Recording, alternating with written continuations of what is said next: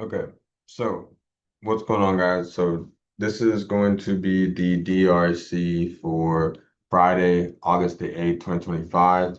And these are some of the things obviously you guys see on the DRC that we're kind of focused on. So going into we're going to talk about our bias, our key levels, and set up expectations. So I'm going to bring back a chart here really quick and kind of be bouncing back and forth. Um, so if you look at the charts here from the previous day, right? So we'll actually bring the actual chart up here, and then we can bring this up, but just smaller. Right, so just so we can reference this. Okay. And so if you look at the previous day, right, we had Wednesday, which was here, and now we had Thursday, which we ended up finding shorts, right? We ended up seeing price capitulate down back below daily open on Thursday. And then we've seen those shorts cover in a 100-point move to end the day. So now let's move our focus. We'll look at 4 hour, 1 hour again, but let's move our focus now to Friday's open, right? So Friday's open would have been excuse me, would have been here, all right? So now what you can anticipate, so we got price to, you know, pretty much see shorts from that we actually took ourselves.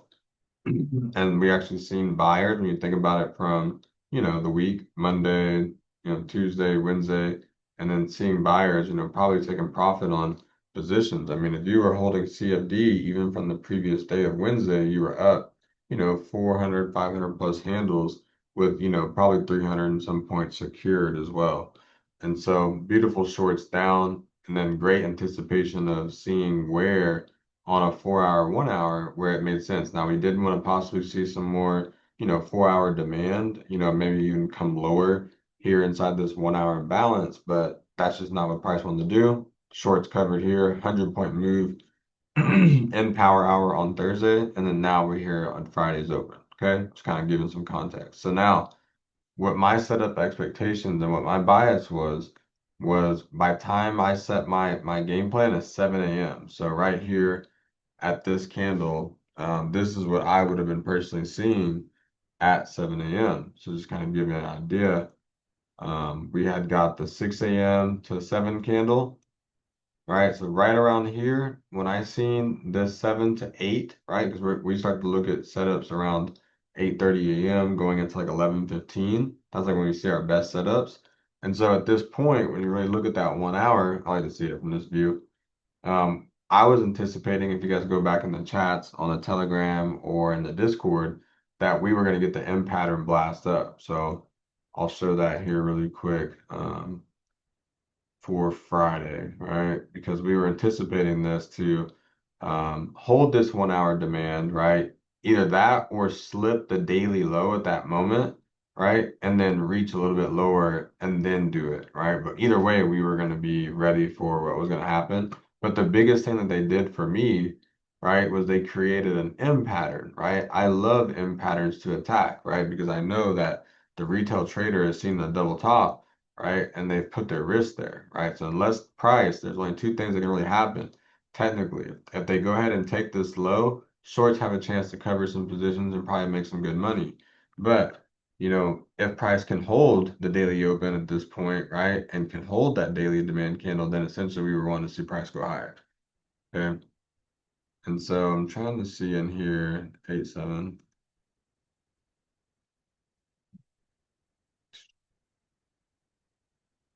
Okay. So perfect example. I mean, we took the trade at this point already, right, inside the Discord. But if you guys can see this, let me see here. You can see what I was targeting, right? That the stops, 23,600, right? I wanted to see, a push through that level where I could start to trail risk even more on that 1 minute. So my CFD position was way better. It was definitely below New York Open. This was a little bit later of a position, but I was more confident based on the equity, based on the equity of my accounts and able to size up on positions. You know what I mean? So, um, this week's looking really good as well because, like I said, if I had the same area I had on CFD, then it probably is an even bigger trade than it was for that day. And so I was playing into wanting to get to this supply candle here, right? 23,620s, 23,640s. And so, and at this point, I'm just trying to get above this high right here, and then looking above the algo level, right? 23,580s, right? And so you guys can see like that's what we were looking for in the chat, and then we ended up playing until we got all the way up into breaking through those highs, right? And we were able to track off that baby calf, right? And able to basically trail that risk up into the 80 level, securing the bag, right, on the position. So that was a really good position, and this is what I'm breaking down here on the 15 and 5 next. So give me 1 second here really quick. Okay, cool. Okay, so this is what I'm going to be breaking down here, okay? And so going into 7 a.m., this is all I could see. And so that's what I was anticipating. And so to bring back this,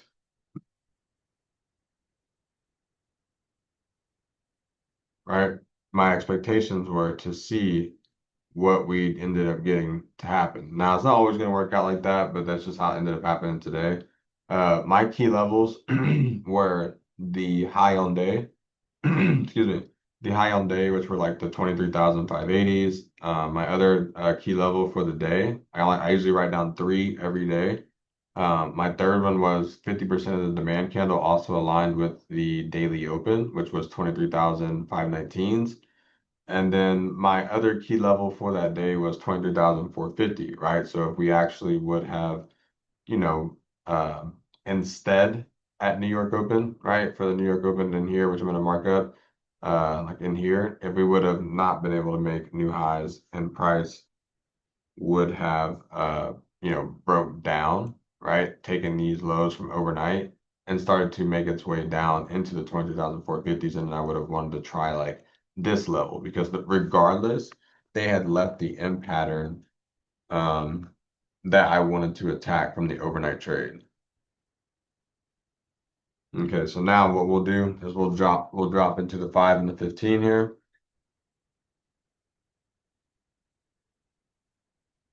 But we have context, right? We have understanding now. We had trailing risk on CFD trades as well because in this when we shorted here and we've seen individuals start to cover that position and you had a 1 hour bounce at the end of the day of 100 plus points. It kind of made sense if you still had any of these positions with volume that you didn't get taken out on yet. It made sense to like based on this time of the week, it's Friday, like I was looking at like this low and this low if you had anything left on here for any reason, right? But as we came into here and I'm making my game plan, what I wanted to see was how we were going to respond. Like this is 7 a.m. When we got to New York Open, so New York Open would have been, oops, New York Open would have been here. So by the time we got to New York Open, what I was wanting to see was how are we going to play? Because I have my game plan here. How are we going to play into the 15-minute demand candle, right? The low of day, right? Because I like to align my trades, right, with a lot of the times that candle, right, on a 15 and 5.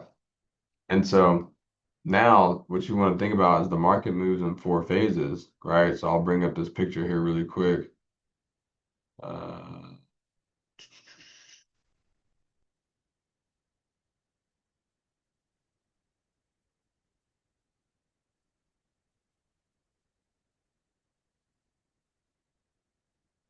okay, let me see if I have it on here. Okay.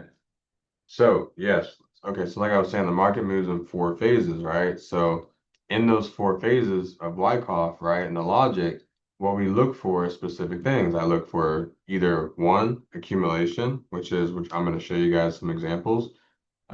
Two, markup, so higher highs and higher lows, basically just price, making its way bullish. And then areas of distribution, right? So that's where price will be going sideways and individuals will be getting out of buy positions. And then a markdown effect, right? Which is lower lows and lower highs, right? So this is the Wyckoff logic, right? The four phases you're trying to train your eye to be able to see. All right. So really quick, an example of the distribution would have been from the previous day here, really quick, right? Understanding that buyers from Wednesday were in a massive profit and price had completely just continuously showed us, more bullishness all the way into the session of New York. So London, they pushed it even more, right? So that brings us back to our picture, right? That brings us back to the understanding of what we're looking for, right? We're understanding that price had blasted from an accumulation, right? Started making higher highs and higher lows. And eventually there was going to be a buyer's climax where people were going to sell off their shares, their orders, whatever you want to call them, back to a buyer at a higher price, right? And so now you go into, the day we're talking about, which is today, right? And price after the game plan was over, we're locked in, we're going into New York, we have our areas marked up, we have our end pattern of a target. What you've seen was you had a 5 minute candle at 8:10 to 8:15 that started to really form the pattern, okay? And so like what I really like to look for, and we'll go look at this on a 1 minute, but this is the type of price action I like to see, right? They came down, they respected that daily open, right? A lot of people are just taking trades and not really seeing, price action, how it responds in the area. So price shifts and delivery, right? So it actually like on a line graph, if you look at a technical, you know, right, price actually shifts in delivery and buyers start to push that price up. You're gonna have late players because 1 minute and 100 tick players, all that stuff, right? They're gonna be in those type of areas. And so now, I like to wait for New York Open. Now on my CFD trade, I will say I was very aggressive. We had 8:10 to 8:15. We had a sign of strength, 8:15 to 8:20, 8:20 to 8:25. I was in that second candle, putting my risk here, right? Entering right here, attacking here, right? On CFD. But I'm a little bit more aggressive on CFD, but sometimes I'm starting to think like with my futures positions as well, so that I can size up and just be focused. I'm going to take those. But it's pretty addicting to take your own personal positions and just, withdraw from those accounts as well. I mean, it's just the same. I mean, it's just the same thing. You know what I mean? But it's like you can do it in the same day. Imagine you making like $700, $800 in a day and just withdrawing 400 or whatever, right? So, okay, so that's what we were looking at though here, right? Is like, okay, we're getting that response that we wanted to see in our pre-snap read, pre-market read, right? Our 7 a.m. read. And so price failing to go back below daily open shows me from a technical and algorithmic standpoint that buyers are wanting to hold this level, right? Now it is kind of consolidated, right? Like I used to read price like this when you're looking at this left side. This is very consolidated, right? This is a massive level of consolidation, but you got to understand the trailing risk of these players, right? The individuals that bought either here or here, right, at this point of the week or down in here, right, at Monday, they've trailed when they go sideways like this, right, and price goes, if I had basically, so I had a short here and I covered so I had a short here, and then I basically bought it on CFD as a hedge, right? And so when I CFD hedged and price just started to do what we're seeing here, it only made sense to trail your risk up to this candle right here. Look at that low right there, right? And because they never came back below it here, they started to show strength. Then they made the M pattern, right? And then that's what I'm anticipating. I'm like, well, they'll cut me out on that buy. I'll have a little bit remaining on that CFD short. And, I'll still be in the mindset on futures, right? If they would have came lower to play something like this, right? Fibbing this area like this, right? To attack those same areas, somewhere in that 71, back in that 23,400 level, if they would have broke lower, but they did not, right? And so now we'll go dive in here to the smaller time frame uh, of the NQ here, 5 minute, 1 minute, because that price was beautiful on Friday, right? All right, a little bit. There's a couple things that I love to see right in an open. So remember, like we talked about the four phases. I'm looking for those same things at a fractal level, right? So essentially, to me, when you really look at this, right? And you look at how this price responded on a 5 and a 1 minute, like I said, when price came down in the 5 minute action, a line graph shifts in price delivery, and you actually see, candles closing like that, there's going to be a lot of late players, especially on a 1 minute, that play after the 1 minute shift in price delivery, if that makes sense, right? On the expansion up, which is that's fine, right? They just gotta understand that on the first run up, you're never most likely gonna get the move, and they're most likely going to, mitigate those players on a 15-5 inside of a demand candle later at the right time, right? And so what we were looking for, when you look at that New York Open was here, right?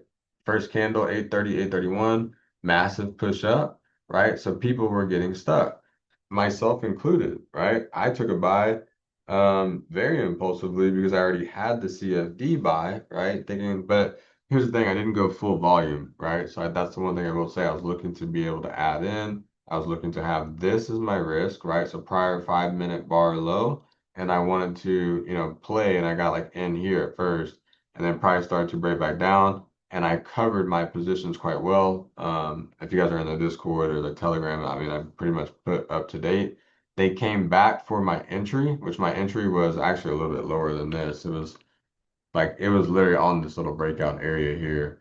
And then so it come back for the entry, and then I was wanting this area regardless, right? Because the first 5 minute candle, 8:30 to 8:35, what I wanted to see since we shot up so fast was I wanted to see if they would come back below New York Open and would they close body candles, right? But if you notice, they closed the body candle here, and then they went down, wicked, and then they closed the bodies back in here, right? And that's where you get that reversal where price ends up doing what? It shifts in price delivery, right? And so by then, guys, this was the thing for me. I like to take my trades below New York Open, right? And still, because I'm going to use the same risk. I'm either going to use that 5 minute low, or if I'm keeping it very tight, like I was, because I believe that this was accumulation and this was the target, I was using this prior 5 minute bar low. And so for me, as we push away, right? So like this candle right here, 8:35 into 8:36, then you have 8:36 and 8:37. Every moment that you push away from the chosen risk, you're losing expected value, you're losing, your points that, you could get your favorable R&R. So I was looking at this trade and I wanted below New York Open, and I hesitated slightly, guys, and I ended up getting around this level here. So it was about a 30-point risk. Usually what I'm looking for is a 25-point risk, right? Excuse me. But um yeah, so I was like someone that pulled up outside, I thought it was like Amazon, so it was. So at that point, right, this point right here, now I'm evaluating this area, right? When I can kind of move this here, right? Or I'll leave it there because it actually still helps. Because I'm still looking at this as my same risk. When I'm evaluating the area, I have to be able to focus, right? This is one of the things I had to work on this week, is I have to be able to focus on making sure that when that price is capitulating into the 5 minute demand, right, at the right time, I need to be striking that area and focus on my risk instead of trying to focus on, P&L or anything like that. Just that risk placement to my order, right? Because I want them to play my game. I don't want to play their game, right? And so I still thought there was a lot of edge on the way up, but the most important thing I would say on Friday, and you can almost never go wrong when you have, is a target, right? When you have a really good bank of liquidity, right, which we did. When you look at this area here, we had a good bank of liquidity, and we had a good demand area to play that I knew people would try to sell into after price hitting the resistance, and they try, right? They try again at New York. So I'd say that was really good. Now the next thing that we improved upon, we did very well on for the day and just to close out the week, right? It was just things I like. These are just things I improved upon here, right? And number one is once I got in this trade, and price started to move in my favor on the 5 minute. So I had the 5 and the 1 minute here. Entry was like I said, let's just say I have 550s was the entry. We got the close higher here, 835, 835, and then 840 to 845, right? So the very first 15 minutes. Now we're closing back above yesterday's New York Open at that point. That's all that is. I like to leave that price there as a reference, but we're closing above there. So at this point, I've already trailed all my risk off, and I'm starting to look for our higher time frame target, right? Which our higher time frame target at this point was to see if we could on the 15 and 5, right, get back above the previous day high, right? Which was where we shorted those positions. So you can see it's like a game of like chess, right? And it's like you're essentially having to just see where those CFD traders as well or swing traders are going to position their orders and trail their risk to cover themselves, right? Cover their own ass, right? And so as this price came up, one thing I did really well as well is like this was from 8:35 to 8:40, like I said, 8:45 to 8:50, and then we have 8:55 to 9, right? In that first hour, so the very first 30 minutes of the New York Open, price isn't showing any weakness on a 15 or 5. We're attacking supply in the shorts from previous day, but it's like the price isn't looking as like, okay, buyers for this week, when you look at like a 1 hour, right? It's not looking like, okay, from Monday, Wednesdays or whatever, it's not looking like at this point they're wanting to take profit. What it's looking like more, and that's what we ended up getting, right? What it's looking like more is that they were wanting to attack, right, this area here, which they did, right, those shorts. And then they wanted to reach up into that 1 hour, 4 hour supply of 23,770s, 23,800s here that we're targeting going into the open here in about 20 minutes. So, yeah, what a week, right? This is going to be the actual Friday DRC, but also probably the EOW for the week because I kind of broke down each day, how we found those continuation buys to end up shorting on Tuesday down, right? To see people, cover their positions overnight, hold that demand, right? Which was actually really important as well. Buyers stepped in overnight on Wednesday. Then we had, some manipulation but really manipulation between ES and NQ on the 15 5-minute lows on Wednesday, but beautiful price on NQ to rally back up to take out the shorts. And essentially we got, that play here on Wednesday, and then we had shorts on Thursday, and then we rallied up overnight again, right? And just kind of played around, or we went sideways, excuse me. And then we did the same thing, right? Is that we almost did here. We took out the shorts from previous day highs. That's why I love to look for those areas, okay? And so now when you look at where I ended up getting out on this position for NQ, because I did get out on futures and I let the CFD actually ride, was we had one little sign of weakness, 850 to 855, and then we had that one didn't really scare me out of it. That was like the very first sign. I'm not gonna just exit just because in that situation I had my risk, I think, essentially here in this 570s. And then price, what did it do in the next 855 to 9? New sign of strength, right? So new 5-minute closure to go higher, right? Which was here, right? Showing signs of strength. And so from that point right there, all I was looking for was, ever to get this candle here, where the 5-minute, I call it the 5-minute exhaustion candle. And so in that situation here, my risk went from, right here to maybe we had a new down candle in this uptrending market, 5-minute exhaustion. I believe I had already moved my risk in those 650s on futures and I was out. And then I was, I had partialed out of some of my CFD position at the same time, but because I have time to wait on those, the remaining risk ends up sitting here, right? Basically in this 23,570s on futures price, but you'd have to go line the location up on CFD.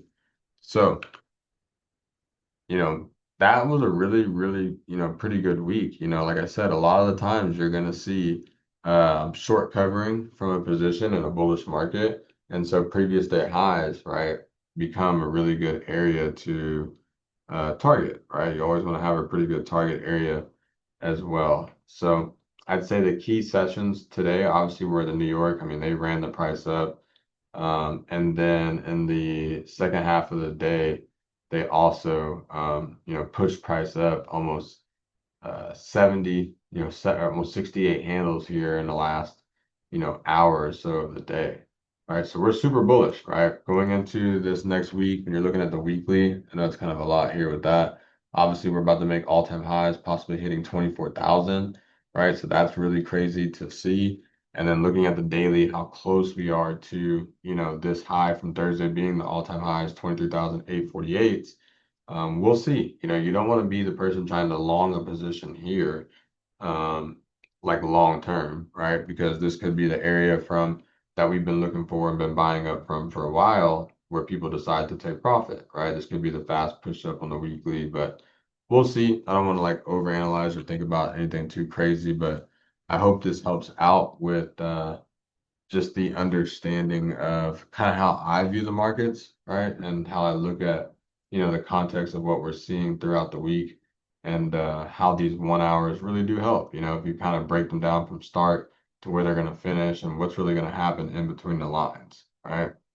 So we went over, like I said, I don't know if I went over the briefing one more time, but Monday continuation buys up, Tuesday shorts down, found buys on Wednesday up, and then found shorts down here.